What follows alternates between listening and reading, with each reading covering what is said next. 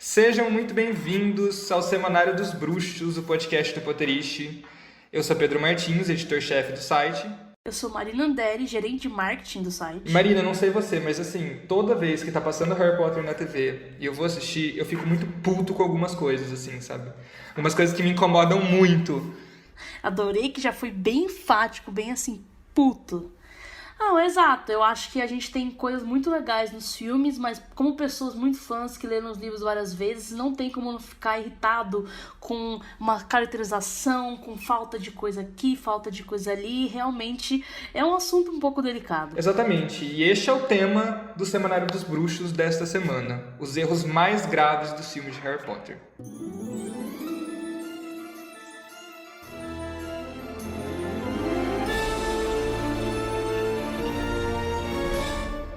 E para falar mal de Harry Potter com a gente, mentira, para discutir Harry Potter com a gente recebe aqui hoje o Evandro, que é nosso social media, Olá, oi gente, tudo bom? e o Gustavo Fiô, que é redator do Legião dos Heróis.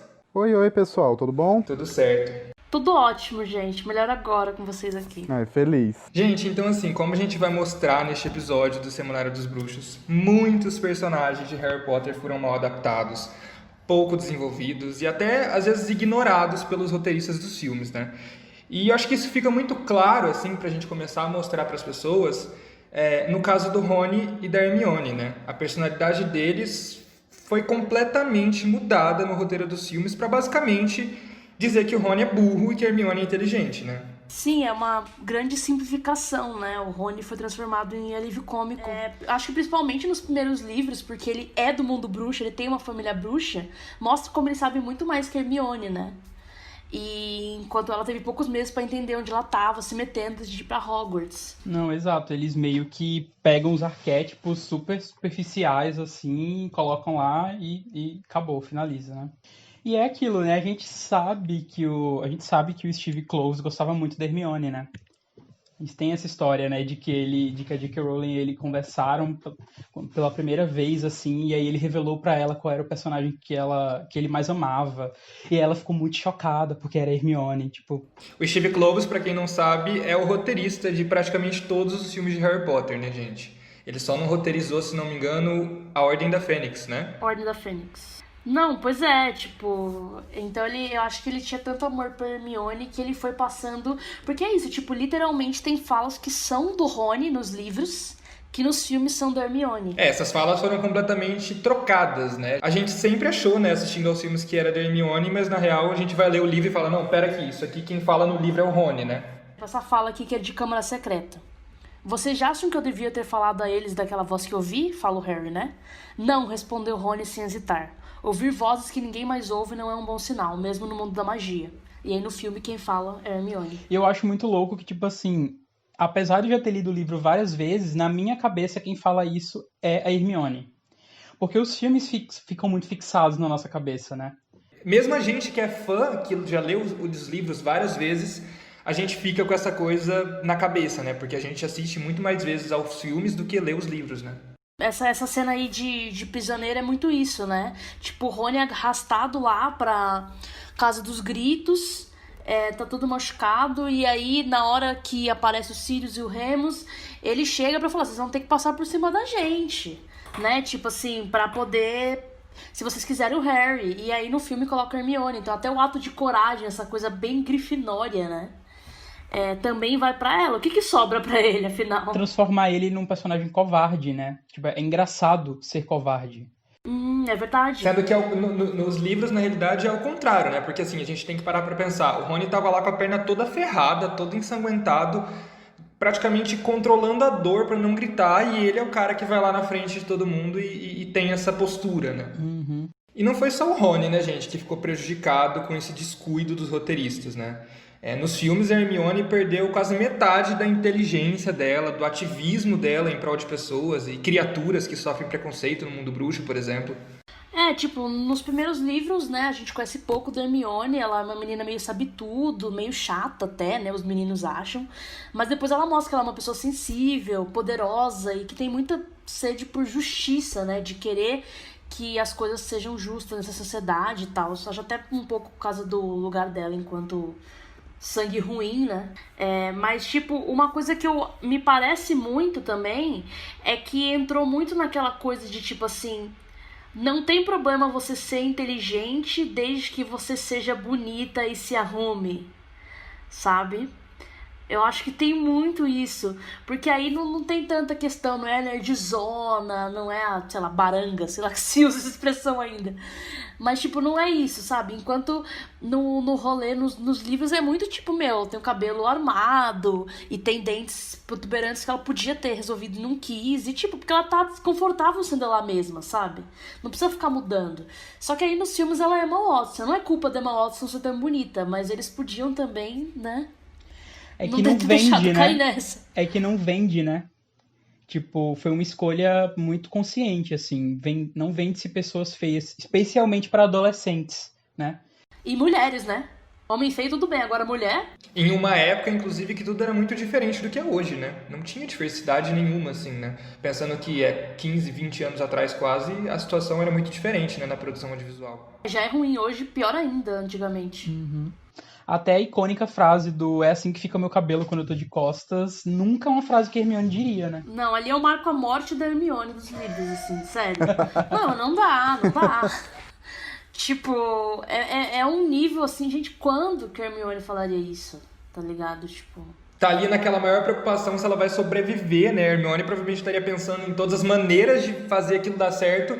E é assim que fica o meu cabelo. Nossa, sabe? É que é isso, enquanto o filme funciona, né? Mas realmente descaracteriza total o personagem. Eu acho que essa passagem da Hermione com o Fale, né? Que é a frente de libertação aos elfos, quando ela se vê toda indignada com a situação que eles eram tratados em Hogwarts, isso impacta muito, né? Como você disse, a carreira dela mesmo, né? Como profissional, né? Ela vai trabalhar no departamento para regulamentação e controle das criaturas mágicas no Ministério da Magia, esse nome gigantesco, mas que era um departamento basicamente que tratava disso, né?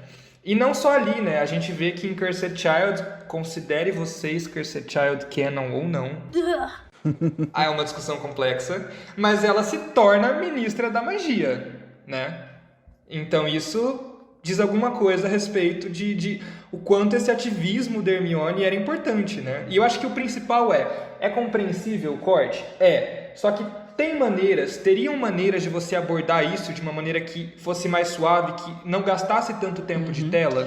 É que assim, eu acho que o rolê do ativismo dela em relação aos elfos é totalmente prejudicado pelo fato de não existir o Dobby e não existir a Wink, né? Tipo assim, o que teria que ser feito, eu imagino, sei lá, elfos domésticos na cozinha, ela mencionar algo brevemente, é isso. Porque eu acho que sem Dobby e sem Wink, que são personagens assim, fundamentais para a narrativa, fica difícil de ter toda aquela discussão de que ela tem com o Dobby, né, e com a Wink, tipo, tem toda uma treta ali, né, que tipo, a Wink fica completamente chocada com ela querendo libertar os elfos, né, então tipo... Sem contar que a Wink é perfeita, né, gente? A Wink, assim, né, me o identifico tanto, problema principalmente com o nessa alcoolismo, quarentena. sim, exatamente. Nos tornando alcoólatras durante a quarentena. Não, mas é bem isso mesmo. Eu acho que o grande problema do Falha é justamente a exclusão desses personagens, assim. Principalmente o Dobby, porque... É isso, a Wink ela é uma figura muito importante, mas ela é uma figura muito importante pra Cálice de Fogo. Não quer meter mais uma outra personagem que não tem nada a ver com o resto dos livros. Dá pra você adaptar, dá pra você, sei lá, criar alguma outra coisa. Mas a ausência do Dobby é sentida, assim, porque... gente, olha, eu espero não ser xingado pelos fãs de Harry Potter. Inclusive, faço parte deles, mas assim... Não posso prometer nada. Eu odeio o Dobby dos filmes. Pelo simples fato de que ele não tem desenvolvimento nenhum. E quando ele morre, eu já tava tipo, ótimo. Ele só é fofo. Ele só é fofo. Às vezes, a gente, enquanto fã de Harry Potter, a gente tem todo aquele backstory na nossa cabeça, então a gente sente as coisas do Dobby, a gente sente a morte dele como deveria ser sentida, porque a gente tem na nossa cabeça. Mas a gente não consegue separar que as outras pessoas não têm. Né? Assim, a questão do Dobby, ele salva a vida do Harry várias vezes, né? Ele aparece em 5 dos 7 livros. Mas nos filmes ele surge em Câmara Secreta e some, né? É completamente ignorado nos filmes seguintes. Nossa, esse é um ponto muito bom que você levantou, Pedro. Eu não tinha pensado nisso. Mas realmente, né, tipo, acaba que quem sai muito prejudicada é a pessoa que só viu os filmes. Porque realmente, eu nunca parei muito pra pensar, tipo, o que eu acho do Dobby dos filmes, se ele é chato ou não é, porque eu conheço o Dobby. Né? Então, tipo, ele morreu, eu senti a dor. Eu não sou insensível, né? Quem é Gustavo. Então eu senti, eu chorei. Mas era porque eu tava pensando no Dobby que eu conhecia, né? Eu não tava separando e pensando, não, porque aqui nos filmes a trajetória dele foi tal. Porque o grande Dobby dos filmes é o Neville, né? Ele faz, tipo, tudo que o Dobby devia fazer, basicamente. Eu fico pensando, porque, por exemplo, a J.K. Rowling teve o rolê de falar, tipo, gente, não cortem o monstro do 5º filme, porque ele vai ser importante depois. Tá. E aí, por que ela não fez isso com o Dobby também? No sentido de que, só pra mostrar que ele existe, tá ligado? Só pra mostrar que ele é uma parte importante da vida do Harry durante os filmes, sabe? Meio isso, porque realmente é muito estranho. Ele aparece em câmera, aí ele volta em Relíquias, e aí... Gente, quantos anos foi de câmera até Relíquias parte 1? Nossa, quem viu casualmente... então... Acho que foram 9 anos, não foi? Não sei, eu chutei 8, mas eu não sei fazer conta, gente. Enfim, muitos anos, velho. Por mim, podia fazer o seguinte, troca os papéis. Deixa o Neville morrer lá na mansão e põe o Dobby pra cortar a Nagini. Ia ser incrível, ia ser maravilhoso. Cara, eu concordo, eu gostei. Aí, tipo, o fã-clube do Neville vem matar a gente, né? Mas assim... Ai, adorei. Tem algum fã-clube do Neville, gente? Gente, olha, diga-se de passagem, eu amo o Neville, tá? E não me crucifiquem, não me cancelem. Eu conheço, na verdade, uma pessoa que é muito fã do Neville, que é a Thaís Farati. Beijo, Thaís Farati. Mas já é uma pessoa, né? Nossa, eu conheço uma pessoa também que é muito fã do Neville.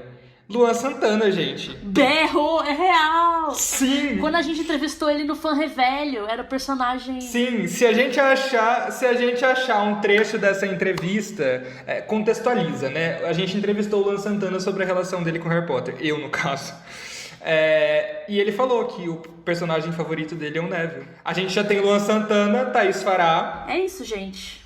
É o que eu tenho a dizer. Existe muita coisa nos livros que não vai pros filmes e o grande problema em relação a isso é o fato de que cria esses erros de continuidade mesmo. Eu não seria Marina André se eu não estivesse aqui pra falar mal do David Yates.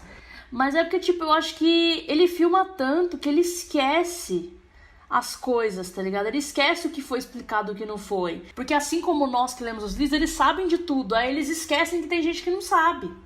E aí eles ficam meio, sabe? Tipo, eu lembro que quando saiu Relíquias Parte 2, uma amiga minha veio me perguntar se o Snape era pai do Harry.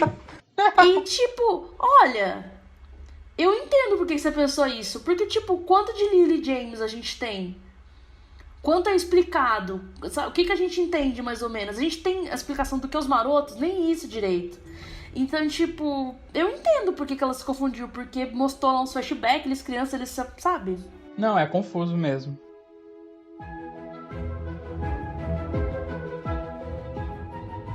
E são tantos probleminhas parecidos com esses todos que a gente estava abordando agora, que, por exemplo, a Ordem da Fênix inteiro é um problema, né? A história dele é essencial pra gente compreender o enredo de Harry Potter como um todo, né?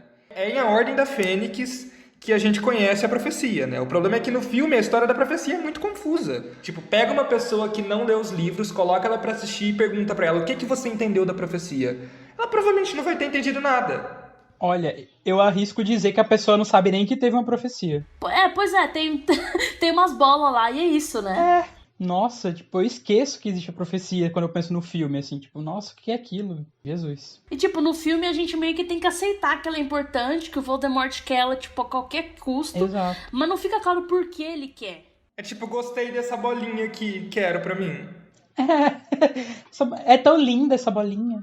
Todo esse rolê da profecia tira muito peso da jornada do Harry, né? Enquanto um personagem, um protagonista, né? Sim. Eu acrescento ainda não apenas o Harry, como também o Neville. O Neville é um personagem que é, assim... digno de um fã-clube. Sim. O menino, assim, sofreu a vida inteira, aí chega nesse filme de bosta e, tipo, o sofrimento dele não vale de nada, basicamente. Você não vê os pais dele, você não tem essa conexão grande. entre a profecia que pode ser tanto sobre ele quanto sobre o Harry. E acaba que ele se torna meio que um personagem meio inútil, assim, nessa... A questão da profecia, né, não é só que a gente não tá criticando só o fato de que a gente não sabe do que ela se trata, mas é como o Gustavo estava falando, é sobre a questão do Harry, né, porque assim, sempre esteve claro nos livros que predizer o futuro é uma tarefa muito difícil, e que na verdade é a maneira como escolhemos agir que realmente determina tudo, né. E assim, a gente sabe pelos livros que a mensagem que foi profetizada pela professora Trelawney para o Dumbledore, né, dizia que, né, abre aspas, assim, aquele com o poder de derrotar o Lorde das Trevas nasceria no fim de julho e que os pais dessa criança teriam desafiado Voldemort pelo menos 3 vezes. Podia ser o Harry e podia ser o Neville. E eu acho que o principal é, tipo, o Lorde das Trevas o marcará como ser igual. Isso é muito poderoso, porque o ponto principal é, se o Voldemort tivesse sentado o cu na cadeira, nada disso tinha acontecido. A questão principal é que ele é tão louco pelo poder, e ele tem tanto medo de perder isso, que o cara vai lá e ataca um bebê, velho. Entendeu? Ele ouve uma profecia, ele nem para pra interpretar direito, ele só vai, sabe? Porque quando ele faz isso, de alguma maneira ele tá criando meio que uma pessoa capaz de destruir ele, né? Como, igual a ele, com os poderes dele, né? Ele passa, né? Tipo, vira Horcrux que ele nunca pensou em fazer. E aí o Harry tem várias habilidades e tal por causa disso. Então é uma loucura, né? E eu acho que, ao mesmo tempo, eu acho que pegando em Ordem da Fênix, é isso. Poderia ter sido o Neville, não foi, mas ainda assim o Neville também pega o próprio fardo. Eu acho que fica muito essa coisa do peso da guerra, né? Tipo assim, você vê os pais do Neville ali, lá no hospital, no St. Mungo's, tipo assim, aquela cena lá é um negócio que você fica, olha, realmente, o Harry tá fudido, mas assim, olha o que aconteceu com esse menino, os pais dele estão vivos, mas não são os pais dele.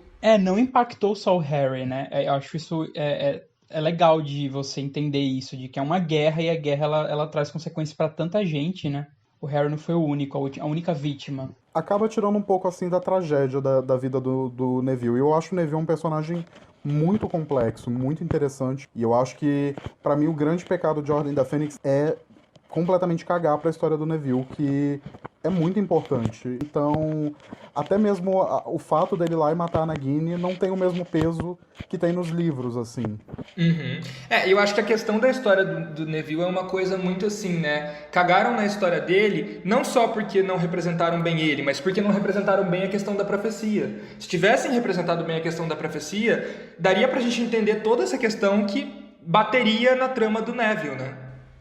Sim, é verdade. É uma coisinha tão mínima, né? Porque no fim das contas é porque você tem que ter uma visão do macro quando você tá fazendo um rolê desse, né? Porque, tipo, é uma falazinha que pode fazer uma diferença muito grande ali, realmente. Eu acho que tem erros em Harry Potter, né, que são muito por conta de, quero favorecer um personagem em desfavor do outro, como é o caso da descaracterização de Rony e Hermione, e outros que realmente é um pouco mais complicado, né, pra você ter essa visão macro de tudo. E a gente tem que pensar também que, assim, beleza, os produtores tinham contato com a J.K. Rowling e tudo mais, mas quando o filme de A Ordem da Fênix foi lançado nos cinemas, foi exatamente no mesmo mês que estava sendo lançado o 7º livro, né, As Relíquias da Morte. Então é uma questão muito complicada, né? Sim, eu acho que não dá pra dizer que Harry Potter não foi prejudicado pelo fato de que os livros ainda estavam lançando quando os filmes começaram, né? Eu acho que dá pra você planejar muito melhor se você tem tudo junto antes, né? E além do Neville, né, gente, como a gente estava dizendo agora, da profecia, desses elementos todos, teve várias outras subtramas ignoradas, né? Tantas que seria até impossível da gente abordar num episódio só do podcast. Uma das piores falhas, assim, pra mim, de subtramas ignoradas foram os marotos, assim. Eu não sei se vocês concordam. Pois é. Porque, assim, em Prisioneiro de Azkaban, né, a gente é apresentado ao Lupin, ao Sirius, ao Pedro Pettigrew, e o Tiago, claro, a gente já conhecia.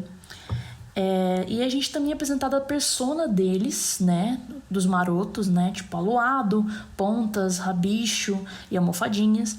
Só que, tipo, essas duas identidades, elas nunca são ligadas nos filmes.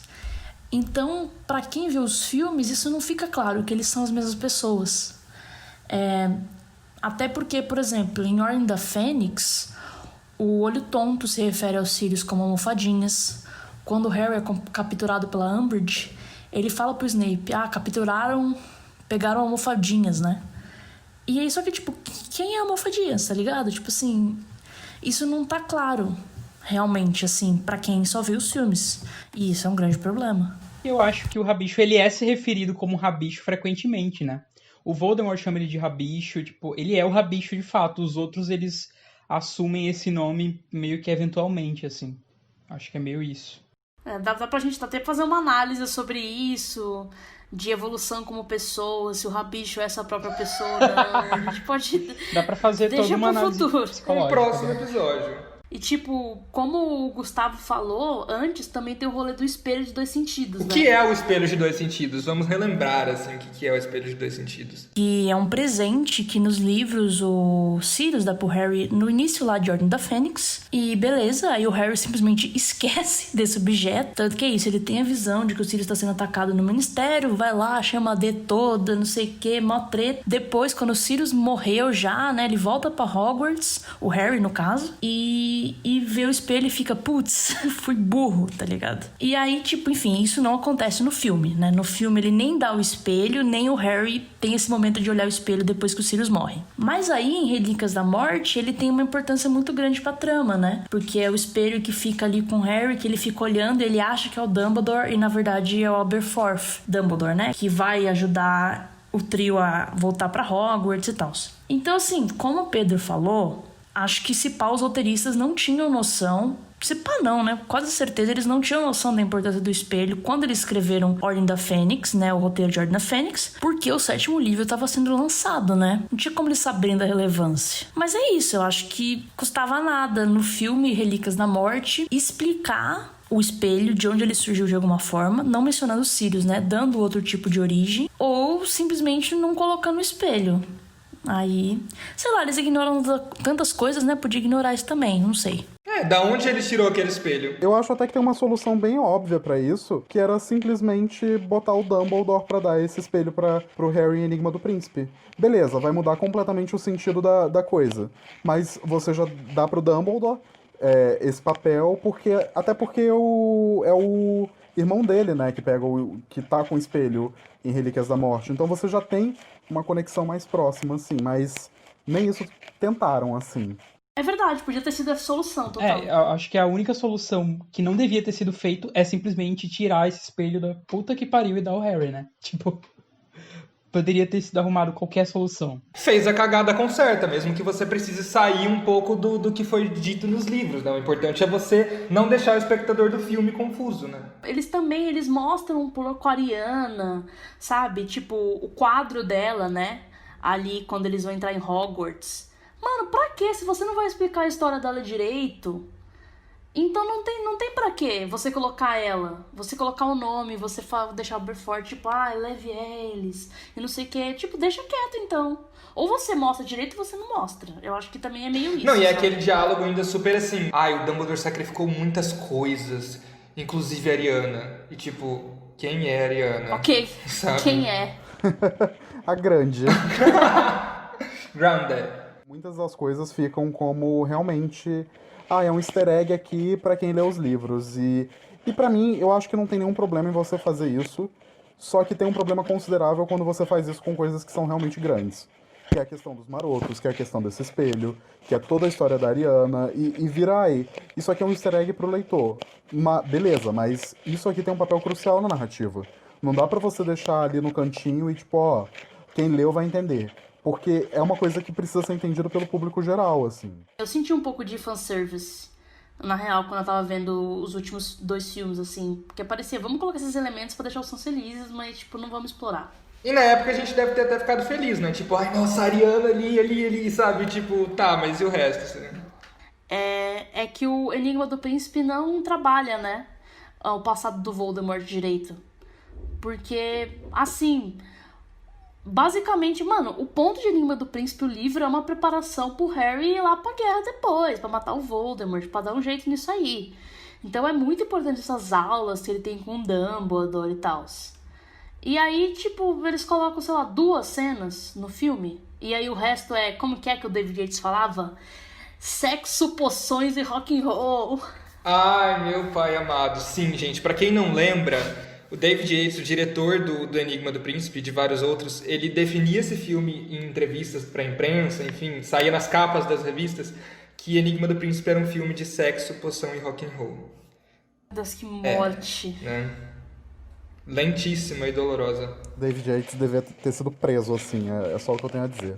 Eu acho o Voldemort nos livros um vilão excepcional, assim. Mesmo quando você pega qualquer livro que traga vilões bons, assim, a forma como ele é escrito é uma aula, assim, de como você apresentar um personagem e de como você construir ele mostrando camadas com o tempo. Ele é caricato nos filmes. E, honestamente, eu não vejo esse mesmo peso nos filmes, assim. Eu acho que entra naquela coisa, assim, ele é fodão porque a gente lê os livros e a gente sabe que ele é fodão. Mas, tá, e cadê todo o desenvolvimento até ele ter se tornado essa pessoa que ele é? Não existe isso nos filmes.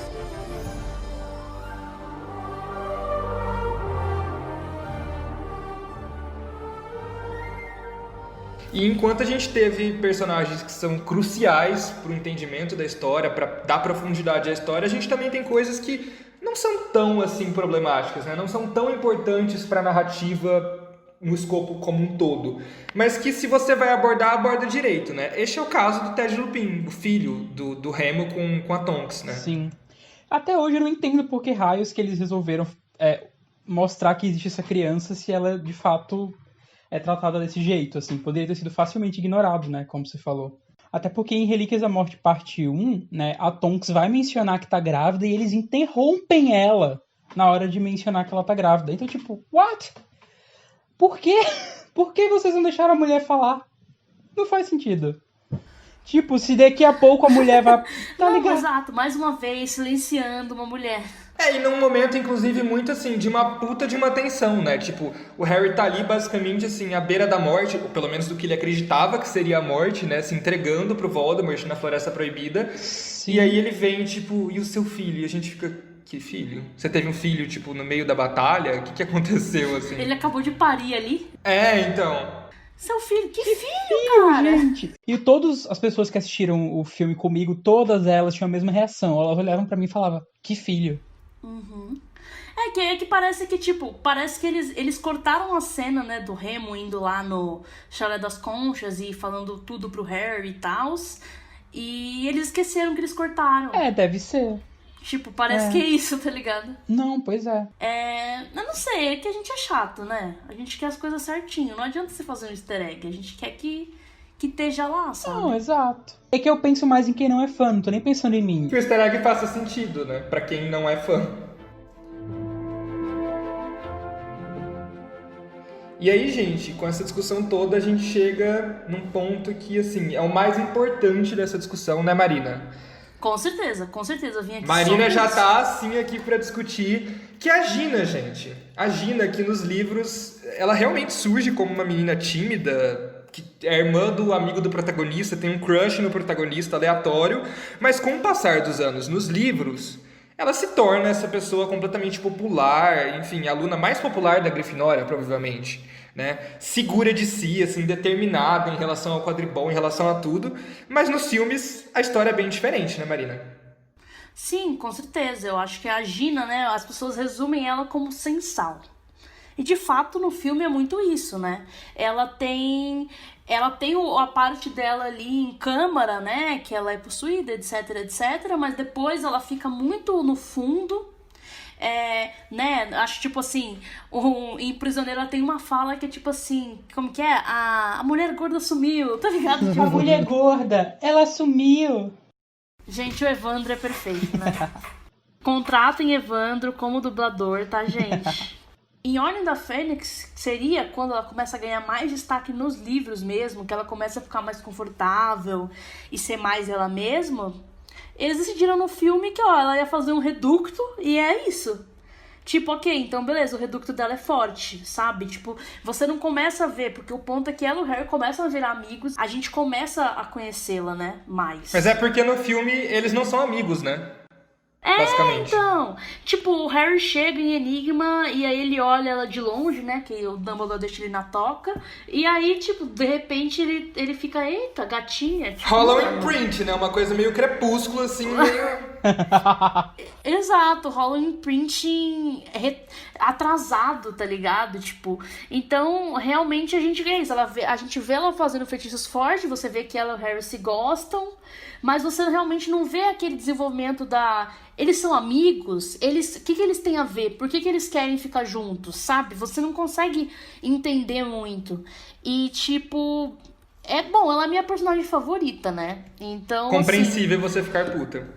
e ela já era meu personagem favorita antes de eu ver Enigma do Príncipe, por exemplo, que é quando começou... Na época eu não tinha consciência de que em ordem eles tinham feito tão errado. Não, é total. Eu, assim como Marina, Gina provavelmente é a minha personagem favorita.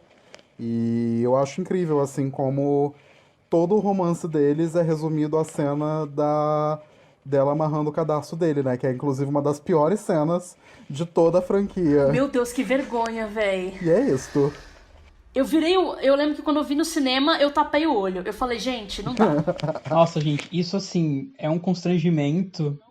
É que é uma das insinuações de sexo mais terríveis que alguém poderia ter feito, assim. Nossa, e eu acabei de lembrar, veio na minha mente um flash dos dois sentados no sofá da Toca e ela dando, tipo, um biscoito pra ele. Literalmente, né? Um biscoito mesmo. Mano, que coisa estranha. E parece que, tipo assim, eles querem muito que a Bonnie seja feia, né? Porque é uns ângulos muito estranho também. Tipo, de um jeito que o nariz dela tá enorme. É muito estranho. De alguma forma, os atores também não estão confortáveis, né? Assim, eles estão travados, assim. A Bonnie Wright e o Daniel Radcliffe, eles não têm química nenhuma. Assim, e é realmente terrível. Muito Nada deu provavelmente certo. porque também essa química entre os atores precisava ser desenvolvida ao longo das gravações durante anos, né, pra poder chegar ali e dar certo. Não, Considerando que eles não total, são né? artistas, não são atores que naquela época eram tão bons assim, né, tipo... Precisava de um desenvolvimento, né? Não, com certeza, é uma falha na direção mesmo. Não tem culpa, eles não têm culpa, eu acho, assim. Acho que foi uma questão de direção. Então, assim, é um ícone, é perfeita, que mulher. E aí é muito triste, né? Que, tipo assim, eu acho que nós temos personagens femininos muito incríveis dentro dos livros, mas nos filmes acaba que elas viram muito estereótipos, assim, eu acho. É isso, a Hermione é inteligente, mas ela é aquela inteligente bonita, aquele inteligente aceitável, entendeu? Então é isso, a Gina é o interesse romântico dele que não tem muito ponto, mas tá ali, sabe? Acaba ficando um argumento que as pessoas usavam muito antigamente, era tipo, o Harry queria fazer parte da família Weasley. Como ele é hétero, ele casou com a Gina, foi isso. Kaká. Não, e eu acho engraçado que, assim, tem muita gente que fala, que não entende realmente essa questão, sabe? Até pessoas que leram os livros que ficam, não, vocês estão reclamando à toa, a Gina é essencial mesmo. Não, tipo, nos livros é a Gina quem leva todo mundo pra armada de Dumbledore, né? Não é a Hermione. Mais uma vez, né, descaracterizando um personagem pra poder... Tirando a roupa de um santo pra vestir outro, né? Tipo, colocando a Hermione como a menina popular que levou todo mundo pra armada, né? Sendo que não foi, assim. Não, é porque, tipo, mano, o Harry, Ron e Hermione, eles ficam entre eles, né? Eles não conhecem mais ninguém. Conhecem malemar gente da Grifinória. Então, tipo, a Gina é realmente essa pessoa que ela sai da bolha. Ela não fica tão presa ao legado da família que nem o Rony fica, né? Então ela vai atrás de ser ela, né? E isso acaba beneficiando porque ela conhece muita gente e leva o pessoal pra armada, né? E assim, a gente chegou a fazer um cálculo, né, gente? A gente fez um cálculo, se a gente pegar O Prisioneiro de Azkaban e O Cálice de Fogo, dá 5 horas de filme. Em 5 horas de filme, a Gina tem 5 falas. E sendo que nenhuma delas se refere à própria vida dela enquanto pessoa, enquanto mulher, enquanto personagem. Não, é fala que poderia estar na boca do Dino Thomas. É fala que poderia estar na boca de um Dobby se ele surgisse lá, né?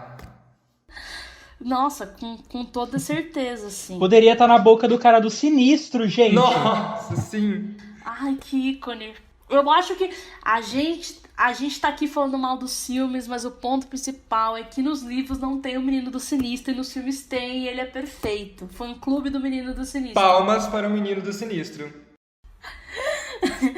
Pra quem não estiver entendendo a referência, tem na primeira aula de adivinhação, né? O Rony, a Trelawney vê que o Harry tem o Sinistro, né? Na xícara dele, não sei o quê. E aí, como é que acontece, Evandro? Você que é O dublador. Rony fala, né? É o Rony que fala, você tem o Sinistro. Não, o Simas que fala, né? O Sinistro. Tipo assim, o Sinistro. Ele, não é Sinistro, seu idiota, é Sinistro. É isso. Nossa, é perfeito. Que homem.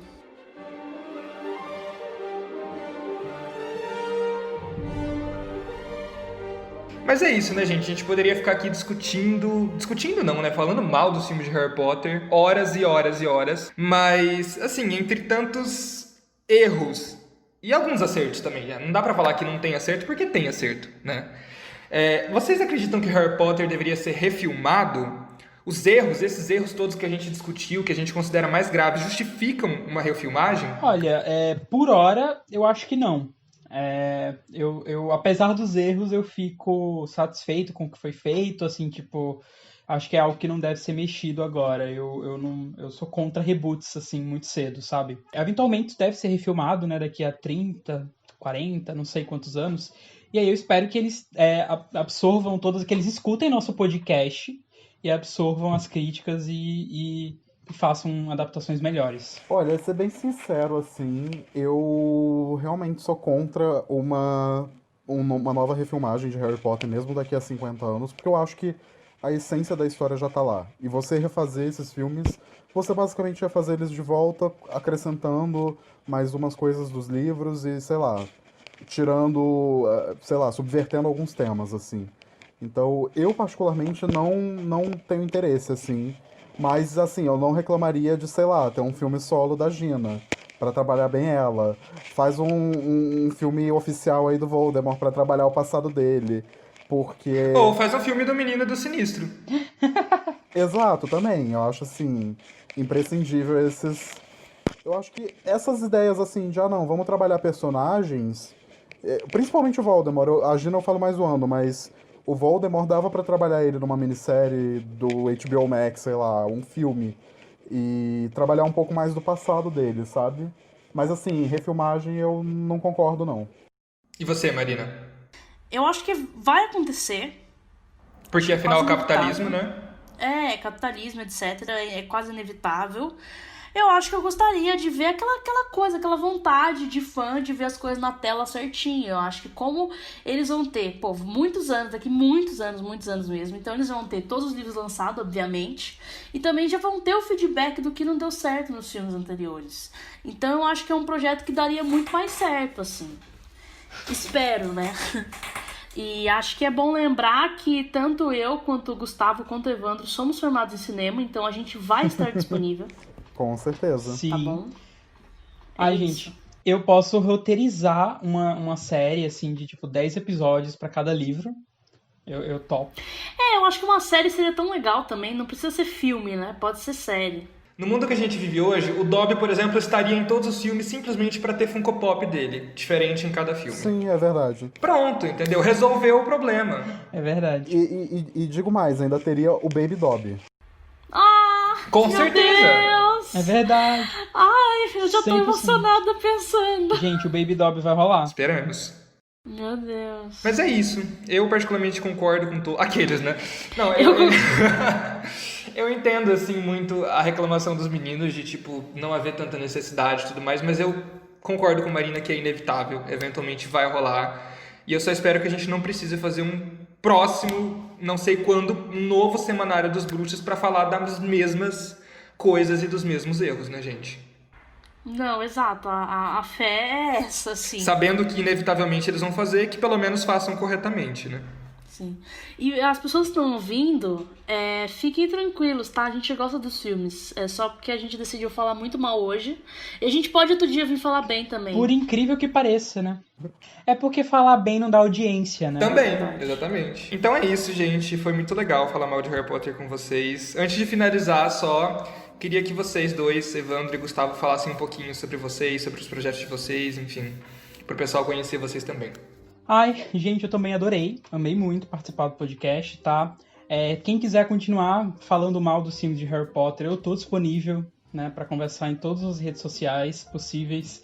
Eu tô no Twitter, lá você me segue, @EvandroSLira. Tô no Instagram, que é Evandro Lira sem o S. E é isso, né? Eu também tô lá na Legião dos Heróis, junto com meu amigo Gustavo. Vocês podem comentar, me xingar lá nos comentários, é algo que as pessoas fazem com frequência.